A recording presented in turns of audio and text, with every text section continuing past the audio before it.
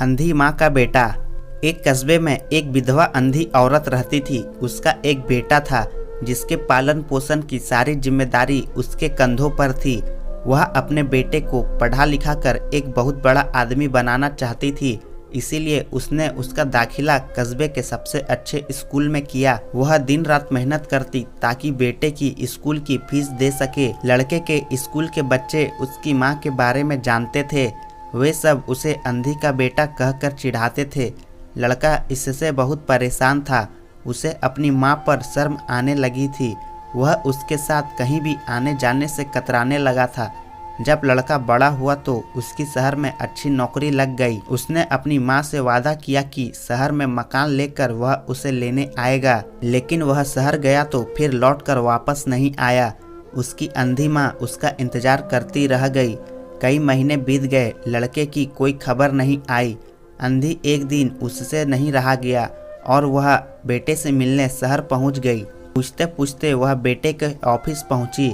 वहां security guard ने उसे रोक दिया। अंधी औरत ने गार्ड को अपने बेटे का नाम बताया और बोली कि उससे जाकर कह दो कि गांव से कोई मिलने आया है। गार्ड ने जाकर उसके बेटे को बताया। बेटे ने ऑफिस की खिड़की से देखा तो उसे अपनी अंधी माँ गेट के बाहर खड़ी नजर आई। वह ऑफिस में सबके सामने अपनी माँ की वजह से शर्मिंदा नहीं होना चाहता था। उसने कहला दिया कि वह ऑफिस में नहीं है। अंधी औरत वहां से चली गई। शाम को वह लड़का ऑफिस से घर जाने के लिए निकला। रास्ते में एक जगह काफ़ी भीड़ जमा थी। वह अपनी गाड़ी रोककर भीड़ के पास पहुंचा और तो बीच में सड़क में अपनी माँ को मरा पाया। उसके हाथ में एक चिट्ठी थी जिसमें लिखा था, बेटा बड़े दिन हो गए थे, तेरी कोई खबर नहीं मिली। चिंता हो रही थी इसीलिए तुझसे मिलने चली आई।